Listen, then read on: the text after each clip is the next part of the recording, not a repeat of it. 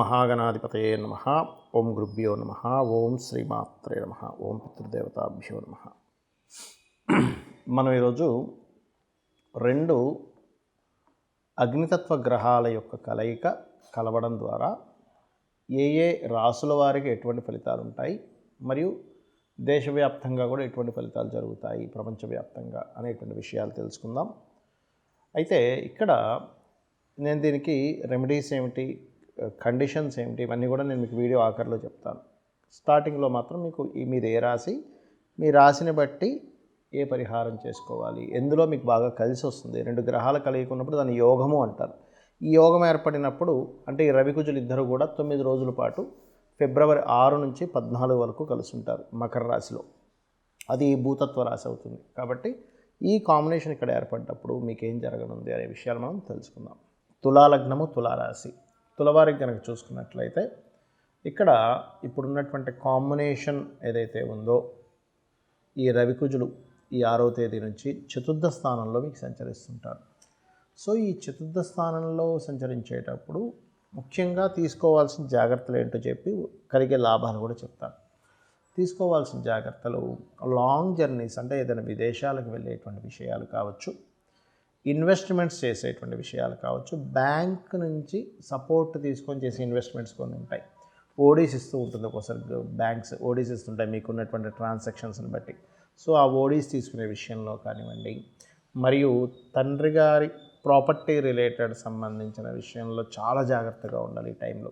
అంటే తొందరపాటులో ఏదో తప్పుడు నిర్ణయం తీసుకుంటాం. అంటే ఉదాహరణ చెప్పాలంటే మొన్న చాలా కాలం క్రితం జరిగిన ఒక సంఘటన ఏంటంటే, ఒక వ్యక్తి అప్పుల విషయాల్లో ఎక్కువ స్ట్రెస్ అయిపోయి సరే ఏదో ఒక రేట్ వస్తే తీసేద్దామని చెప్పని ఒక 10 కోట్లు విలువ చేసేటువంటి ప్రాపర్టీని జస్ట్ 5 crores తీసేశాడు.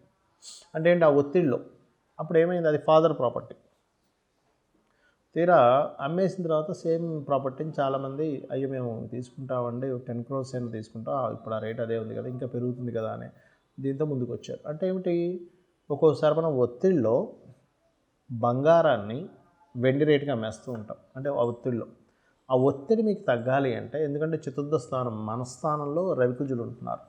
సో ఆ ఒత్తిడి మీకు తగ్గాలంటే ముఖ్యంగా సూర్యభగవాను చూస్తూ ఓం స్కందాయ నమః అనుకుంటూ ఉండండి. అప్పుడు ఈ ఒత్తిడి అనేటువంటి తగ్గుతుంది. అలాగే ఈ ఇన్వెస్ట్మెంట్స్ విషయం ఒకటి, ఏదైనా ఒక ల్యాండ్ తీసుకోవడం, ఏదైనా ఒక సబ్జెక్ట్ తీసుకుని ఉంటాం మనం.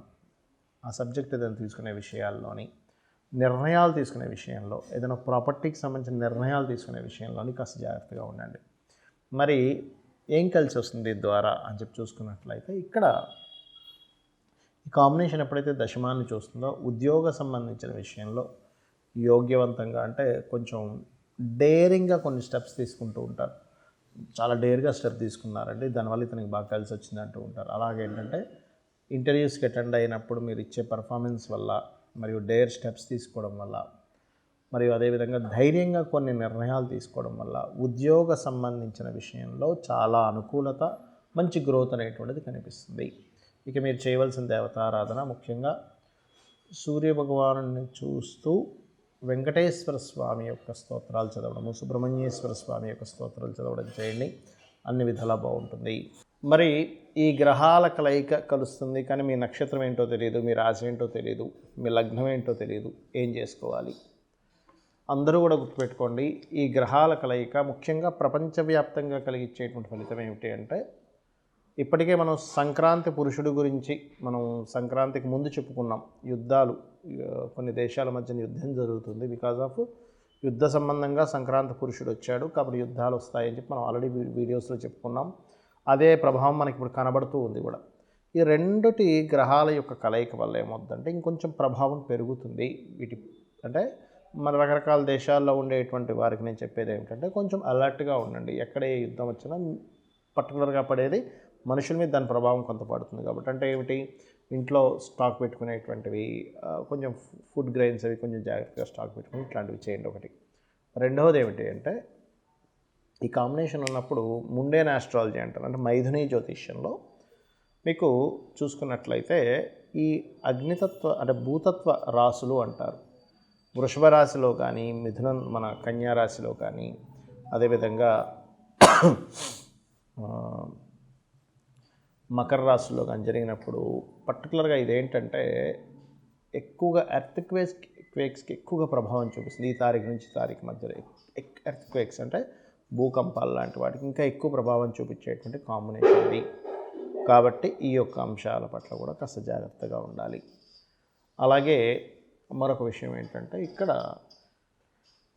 ఈ కాంబినేషన్స్ ఉన్నప్పుడు సర్వసాధారణంగా కూడా ఏంటంటే ఎవరికి వారికి ఈ ఈ రవికుజుల యొక్క కలయిక ఉన్నప్పుడు న్యాచురల్ 10th హౌస్లో పడింది. ఇది తెలియకుండానే కోపాలు, ద్వేషాలు ఇళ్లల్లో కూడా తెలియకుండానే ఒక వార్ అనేటువంటిది కేవలం బయట ఎక్కడో దేశాల్లోనే కాకుండా ప్రతి ఇంట్లో కూడా కొంతవరకు ఒక వార్ యొక్క ప్రభావం కనబడుతున్నట్టుగా ఉంటుంటుంది. అందుకని ఇంట్లో ఏం చేస్తారంటే ఖచ్చితంగా రామాయణంలో ఉన్నటువంటి యుద్ధఘట్టం కానీ లేకపోతే మహాభారతంలో జరిగినటువంటి యుద్ధఘట్టాన్ని కానీ ఇంట్లో ప్లే చేయండి.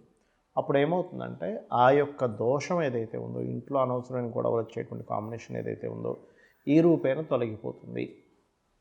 ఇది ముఖ్యంగా చేయండి. మరి డేట్ ఆఫ్ బర్త్ లేదండి, టైం లేదు, ప్లేస్ లేదు, నా నక్షత్రం ఏంటో రాశి ఏంటో కూడా తెలియదు, అప్పుడు ఏం చేయాలి అంటే ఒకటే గుర్తుపెట్టుకోండి.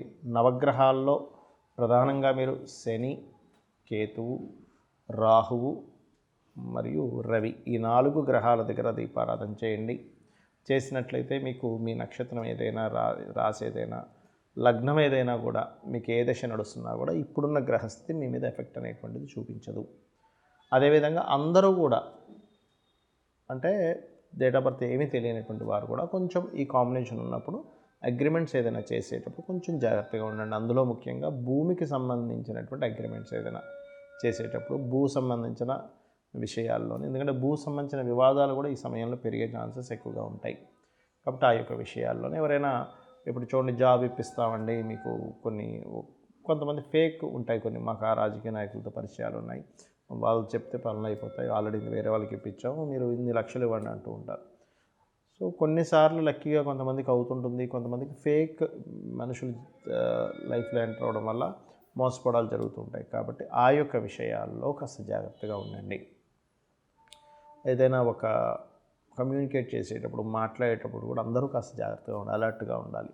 బికాజ్ ఆఫ్ ఈ కాంబినేషన్ అనేటువంటిది ఏంటంటే ఈ కమ్యూనికేషన్స్ హౌసెస్ మీద, కమ్యూనికేషన్స్ విషయాల మీద ప్రభావం చూపిస్తూ ఉంటుంది. ఇక మీరు చేయవలసినటువంటి దేవతా ఆరాధన మాత్రం సూర్య భగవానుడు ఈ సమయంలో, నేను ఇప్పుడు చెప్తున్నటువంటి సమయంలో లాభస్థానంలో సంచరిస్తుంటాడు, దశమంలో సంచరిస్తుంటాడు. కాబట్టి వీలైనంత మట్టుకు సూర్య నమస్కారాలు ఎక్కువగా చేసుకుని అన్ని విధాలు బాగుంటుంది. సో ఇవి చేసుకొని మీరు మీ యొక్క జీవితాన్ని అభివృద్ధి పరుచుకుంటారని కోరుకుంటూ శ్రీమాత్రే నమః.